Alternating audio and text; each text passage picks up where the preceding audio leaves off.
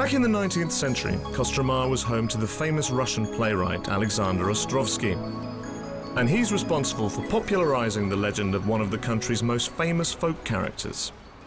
In the West, Santa Claus may be more of a solo artist, but his Russian counterpart, Father Frost, is almost never seen without Snegorotchka the Snow Maiden. Ostrovsky wrote his fairy tale while living in the city, and unsurprisingly the town has a real soft spot for their icy princess. Let's go and see if she's at home. It's a popular lady, as you can see. When Snegorotchka is having a break from Father Frost, she lives here in her own wooden house. She's one of the city's most popular attractions and shows her visitors the magic side of life. She has several helpers, including a particularly entertaining and very well-spoken cat.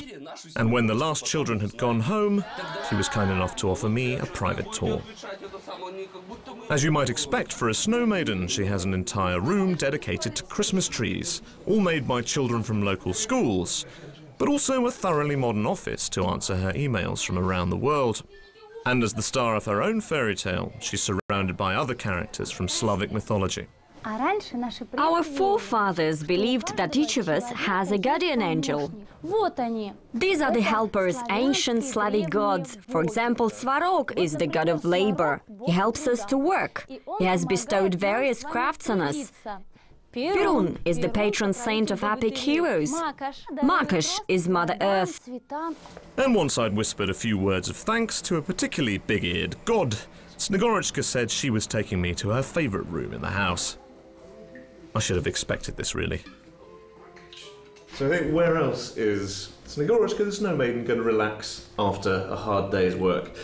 It's got to be in her own ice bar, hasn't it? Anyway. Ice cream cocktail, chin-chin.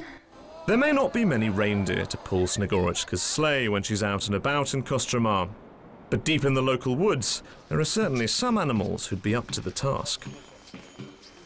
This is Kostroma's Moose Sanctuary, a 40-year-old project that was originally designed to try and domesticate these huge animals. But since the collapse of the Soviet Union, it's been used as a breeding center. There are 37 moose here, and they each have 1,000 hectares of land to explore. In fact, the only fence here is to prevent them wandering out onto the roads. There are around 10 full-time staff that look after the animals. And when you've got appetites like these to take care of, you can always use another pair of hands. You take the axe. Go ahead. Quite simple. Try it out. It seems only fair to earn my keep here with trying to prepare a bit of the moose's favourite food. And this aspen bark is absolutely most favourite treat. Anyone hungry? I don't know if that's an indictment of my cutting skills. They'd rather eat the stuff that's on the floor. Oh well, okay. I'll put it there for dessert. Enjoy, guys. The herd will stay here for the whole winter before moving off when the weather heats up. But for now, they're very happy to lounge around and enjoy the easy pickings and explore the odd stranger who comes into their midst. I hope I'm an interesting smell. Huh? Duh? What do you think? Yeah, okay. It's very friendly.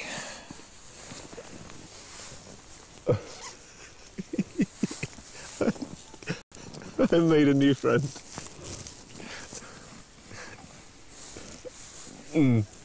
Okay. Don't let my girlfriend see this. Once I'd managed to tear myself away from my new admirer, I headed to a nearby town to take in a rather special ceremony. This is a region that's filled with churches and still has a highly religious population. And every Easter, the people make a unique product, Maundy Thursday salt. Hundreds of years ago, there used to be salt mines here, but back then only the very rich could afford to buy it. Salt used to be worth its weight in gold. A sack of salt could even buy a house. Once salt became more affordable, it was offered to the church as an Easter gift. Bread, water, and the Russian soft drink kvass are mashed together and added to the salt. That then goes into the oven, and once the mixture has toasted, it's all sieved. The grain turns into ashes. That's how you get Thursday's black salt. Right. So we leave it in there for a few hours, and hopefully everything should be ready. The salt is covered, and on Maundy Thursday it's taken to the church to be part of the Easter celebrations. Now we're going to place the salt in here. This is really just the start for Kostroma's Easter salt. Once it's been blessed by the priest, every member of the congregation will come here, take away a little bag, and it's supposed to cure ills and protect the family for the whole of the next year. I think I should hang on to it. It had turned out to be a busy few days in Kostroma, but I was determined to fit in a little R&R before heading back to Moscow. And if you're a man in this city, there's one place everyone goes to get away from it all. Well, after all this tough sightseeing, I thought it was definitely time to come, kick back, and spend a relaxing afternoon on the lake. But this is the middle of the Russian winter, so I do need to make a few slight adjustments. Здравствуйте. Hey there. You going fishing? Da. You're all okay, except for the way that you're dressed. Okay. Apparently I need different clothes. But that's all right. We have everything you need. Ah, wow. Hardcore fisherman. The right footwear. A jacket. Pants. Right. And most important, a hat to keep your head warm. Spasiba, right. I think I'm almost ready. Yevgeny and his friends come fishing here almost every week, and with temperatures well below freezing, it pays to wrap up warm. Right. This is much more suitable, I think. Tak, я готов. I'm ready. Okay, now that you got the right outfit, we'll need everything for fishing. The box with the rods. Got the rods in here. And a drill to make a hole in the ice. Very important. And then we were ready to head out onto the ice. Apparently there are some spots that are better than others for fish out here, if you can find them. So, when you're dealing with a frozen lake, you've got to find some way to get to the water. So we need one of these. It's not easy when you're dealing with ice this thick, but after a good workout with the drill, I did eventually hit bottom. Whew. That's almost 70 centimetres. No danger of falling through this ice. So we had our hole, we had our delicious mosquito larvae bait. Now surely there'd be the endless hours of waiting and talk about the one that got away. There it is. The first catch. No way. That's crazy. You wouldn't believe that. I swear to God, I've been fishing so many times. I've never actually managed to get a fish that quickly. Look at that, it's that easy. Fantastic. The какая рыба? Yorsh. Yorsh. So, I don't think he's going to feed too many people. Dinner, very small dinner, appetizer. But little did I know, this was just the beginning. No, this is crazy. It's absolutely crazy. You wouldn't believe. Yorsh, another yorsh. Second yorsh in about 30 seconds. 3 yorsh. Ooh, almost lost him. Come on, fish. Num, num, num. James has all the makings of a skilled fisherman. The fish can't get away. Check that out. New bait. Works a treat. See, and I thought I was just here to kill some time, relax. You never actually think you're going to catch any fish, but look. There. Кроерет. И вот. Спасибо. With dinner safely on ice, Yevgeny left me to my own devices. And this really seems to be the point of spending time out here. You're alone with your thoughts in one of the most beautiful places in the region, and the daily grind seems like a million miles away. Could really get used to this. It's just such a peaceful, tranquil place. You can just sit, be alone with your thoughts. Even if you don't catch any fish, it really doesn't matter when you've got this to look at. But that doesn't mean you don't get cold, although Yevgeny had come prepared.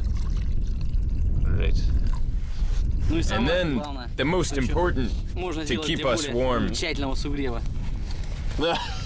Just a symbolic drop added. Why am I not surprised? Somehow. It will keep us warmer as well. Okay. It's just medicinal, obviously. Yeah, this is definitely a very good idea to Irish up this tea, I think. And once we'd bagged up a few more fish, it was time to head back to shore and get cooking.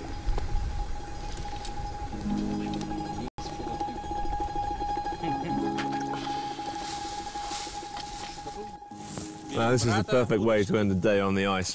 A few tall tales, campfire, and some freshly made al fresco.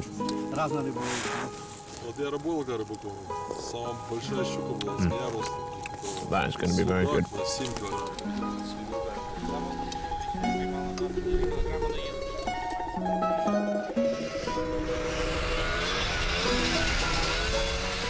Russia's Golden Ring cities are some of the most beautiful and historic in the country.